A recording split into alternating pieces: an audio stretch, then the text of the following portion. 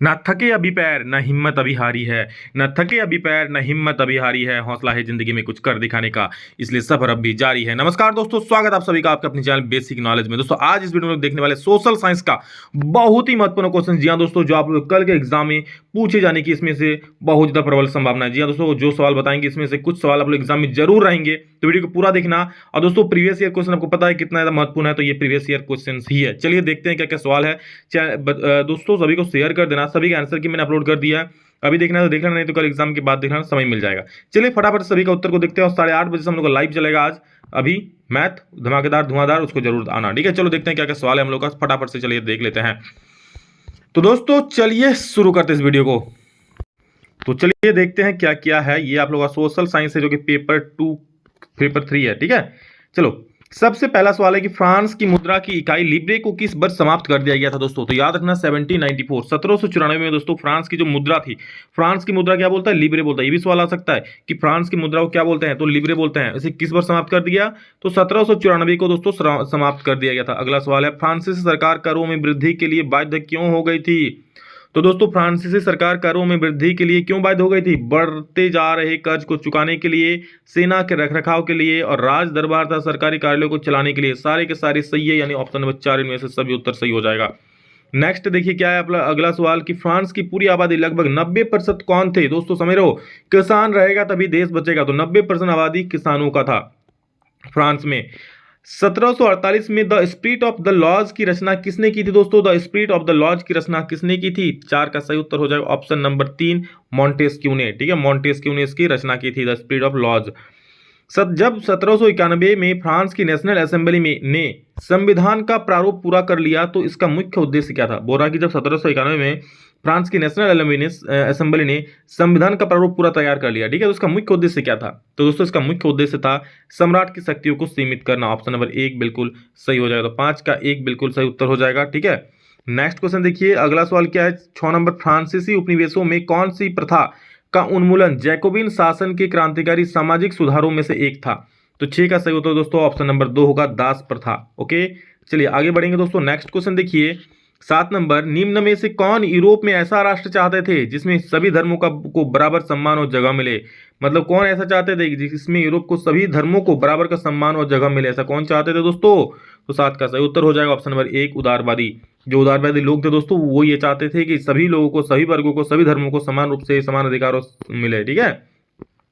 निम्न में से किसका विश्वास था कि खुद को पूंजीवादी शोषण से मुक्त करने के लिए मजदूरों को एक अत्यंत भिन्न किस्म का समाज बनाना होगा। बोल रहा खुद को किसका, खुद को पूंजीवादी शोषण, मतलब इसका पैसा था, उनसे शोषण से मुक्त करने के लिए मतलब मजदूरों को एक अत्यंत भिन्न किस्म का समाज बनाना होगा। ये किसका विश्वास था दोस्तों, तो ये विश्वास था कार्ल मार्क्स का, ठीक है। कार्ल मार्क्स, गरीबों का मसीहा। चलो आगे देखते हैं। फिनलैंड, लातविया, ये लातविया है, लात खाना ही क्या लातविया, लिथुआनिया, एस्टोनिया, ये क्या नाम है भाई, तथा पोलैंड के कुछ हिस्से किस साम्राज्य के अंग थे। तो 9 का दोस्तों सही उत्तर हो जाए ऑप्शन नंबर 4, ये रूसी के कुछ अंग थे, ठीक है। फिनलैंड, लातविया, लिथुआनिया, एस्टोनिया तथा पोलैंड के कुछ हिस्से किस साम्राज्य के अंग थे, तो रूसी साम्राज्य के अंग थे। 9 का 4 सही उत्तर हो जाएगा। अगला सवाल देखिए क्या बोल रहे हैं।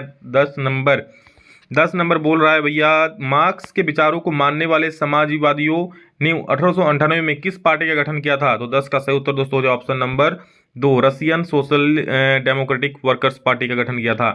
नेक्स्ट क्वेश्चन है, 1914 में 2 यूरोपीय गठबंधनों के बीच युद्ध छिड़ गया। एक खेमे में जर्मनी, ऑस्ट्रिया और तुर्की थे, तो दूसरे खेमे में कौन सा देश थे, ठीक है। एक में था धुरी मित्र दो देश, एक था मित्र देश। तो 11 का सही उत्तर दोस्तों हो जाएगा ऑप्शन नंबर 1, फ्रांस, ब्रिटेन और रूस, याद रख लेना।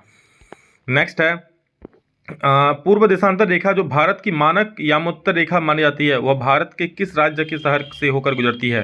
तो 12 का दोस्तों सही उत्तर हो जाएगा ऑप्शन नंबर 1, मिर्जापुर से गुजरती है, जो कि उत्तर प्रदेश में स्थित है। अगला प्रश्न देखते हैं, 13 नंबर प्रश्न क्या है, पश्चिम में यूरोपीय देशों एवं पूर्वी एशियाई देशों को कौन सा सागर मिलती है। बोल रहा कि पश्चिम में यूरोपीय देशों एवं पूर्वी एशियाई देशों को कौन सा सागर मिलाती है। तो 13 का सही उत्तर दोस्तों जो ऑप्शन नंबर 3, हिंद महासागर मिलाती है, ठीक है। नेक्स्ट क्वेश्चन, अगला प्रश्न है, भारत की भूमि की सीमाएं उत्तर पश्चिम में किस देश के साथ जुड़ी है। मतलब भूमि की सीमाएं बोल रहा उत्तर पश्चिम के साथ कौन सा देश से जुड़ा हुआ है दोस्तों। तो ये पाकिस्तान और अफगानिस्तान से जुड़ा हुआ है, तो इसका हो जाए ऑप्शन नंबर 1 बिल्कुल सही उत्तर हो जाएगा। चलिए अगला सवाल देखते हैं, ये इसका एक हो गया। 15 नंबर देखो क्या बोल रहा है, 15 नंबर क्वेश्चन। सतलुज एवं सिंधु के बीच स्थित हिमालय के भाग को किस नाम से जाना जाता है दोस्तों? तो 15 का सही उत्तर हो जाए ऑप्शन नंबर 1, हिमाचल हिमालय के नाम से जाना जाता है। बहुत महत्वपूर्ण सवाल है, अच्छे से देख लो इसको।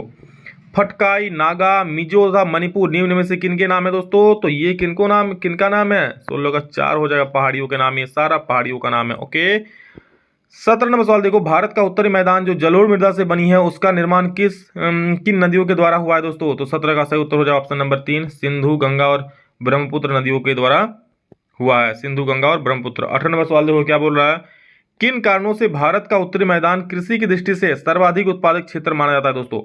किन कारणों से भारत का उत्तरी मैदान कृषि की दृष्टि से सर्वाधिक उत्पादक क्षेत्र माना जाता है? तो 18 का सही उत्तर हो जाएगा ऑप्शन नंबर 4, इनमें से सभी कारणों को। समृद्ध मृदा आवरण, प्रचुर पानी की उपलब्धता, अनुकूल जलवायु, मतलब इनमें से सभी इसका सही उत्तर हो जाएगा।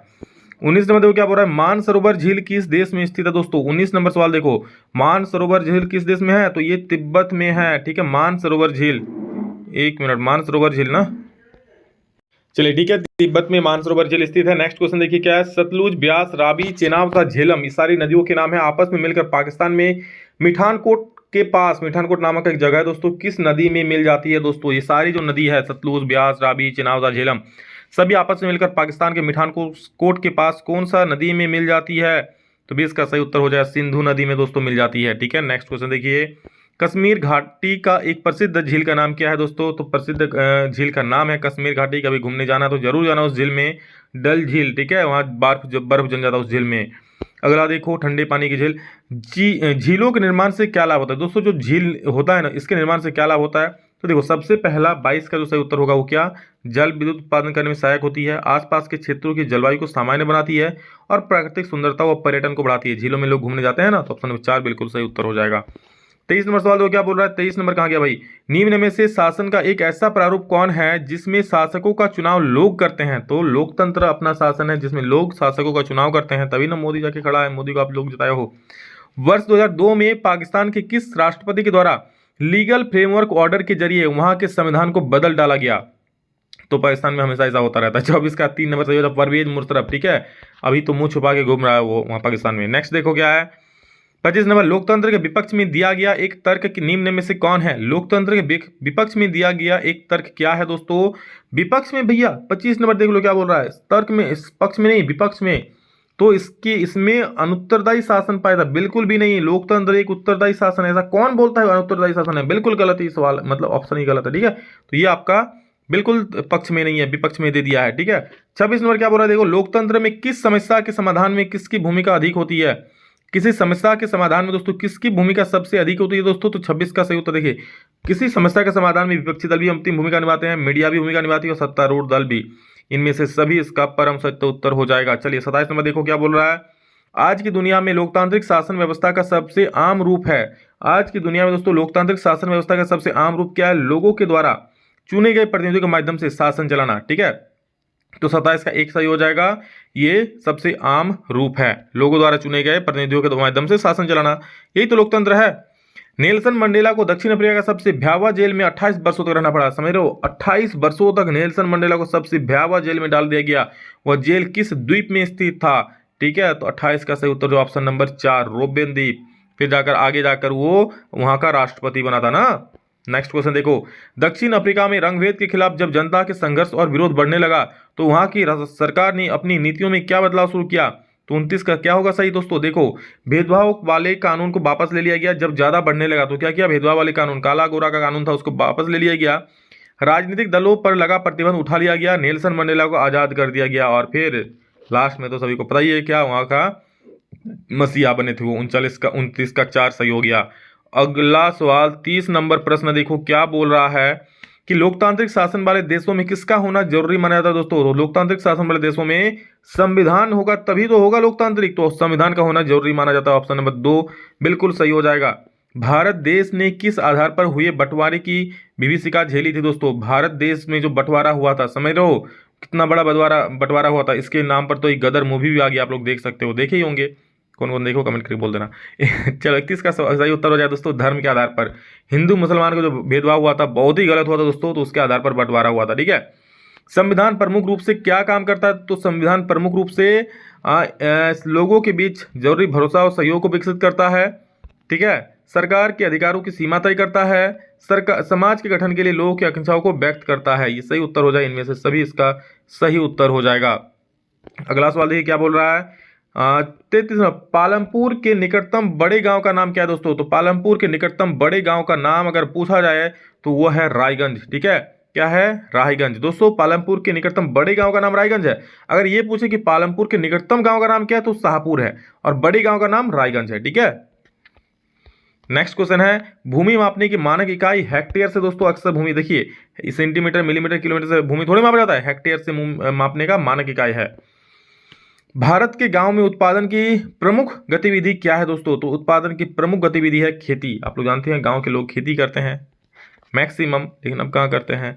लघु विनिर्माण, परिवहन, दुकानदारी, डेयरी किस प्रकार की क्रियाएं? लघु विनिर्माण, परिवहन, दुकानदारी, डेयरी, ये सारा जो है किस प्रकार की क्रिया है? ये गैर कृषि क्रियाएं हैं ना। कृषि में तो खेती करोगे, बट इसे खेती थोड़े है। ठीक है, तो क्या हो जाए? ये गैर कृषि। 36 का जो सही उत्तर दोस्तों हो जाएगा ऑप्शन नंबर 1 बिल्कुल सही उत्तर हो जाएगा। 37 नंबर देखो क्या बोल रहा है। तो दोस्तों आर्थिक विकास की दृष्टि से कौन सर्वाधिक महत्वपूर्ण? सबसे महत्वपूर्ण होता है दोस्तों मानवीय पूंजी। पूंजी के बिना भैया कुछ नहीं होने वाला। सबसे महत्वपूर्ण भैया पूंजी होगा तभी आप कुछ कर सकते हो, पैसा ही नहीं होगा तो क्या करोगे? अगला सवाल देखो क्या है, निम्न में से कौन से कारक जनसंख्या की गुणवत्ता को बढ़ाता है? जनसंख्या की गुणवत्ता कौन बढ़ता है? साक्षरता दर, लोगों का स्वास्थ्य, कौशल निर्माण। तो ये सभी दोस्तों ये जो है सभी मानव की गुणवत्ता को बढ़ाता है, जनसंख्या गुणवत्ता को बढ़ाता है। ठीक है, लोगों का स्वास्थ्य होगा तो अच्छा है, साक्षरता दर है तो और अच्छा है, कौशल निर्माण, नया नया चीज सीखनी चाहिए। 39 का है, ऐतिहासिक और सांस्कृतिक कारणों से परिवार में महिलाओं और पुरुषों के बीच किसका विभाजन हुआ रहता है दोस्तों? तो 39 का सही उत्तर जो ऑप्शन नंबर 3 श्रम का विभाजन हुआ रहता है। ठीक है, और अंतिम सवाल 240 नंबर देखो क्या बोल रहा है कि किस प्रकार की जनसंख्या अर्थव्यवस्था पर बोझ होती है दोस्तों? तो निरक्षर और अस्वस्थ जनसंख्या। ठीक है, तो 40 का जो 1 नंबर बिल्कुल सही उत्तर हो जाएगा। ये था दोस्तों आप लोग का 40 सवाल। फटाफट से कमेंट किए 40 में आपको कितना आता था, और इसी प्रकार के सवाल कल भी आप लोग एग्जाम में पूछे जाएंगे। तो चलिए फटाफट से और वीडियोस आएगा, देखो रगड़ के मेहनत करो। आज का रात तो है, ठीक है, यही रात अंतिम, यही रात भारी। ठीक है, कल आप लोग का एग्जाम है, उसके बाद फिर लगेंगे धुआंधार तरीके से 10th में लगेंगे। ठीक है, चलो तो love you all, thank you all of you, नहीं फिर नेक्स्ट जल्द मिलेंगे, तब तक जय हिंद, वंदे मातरम।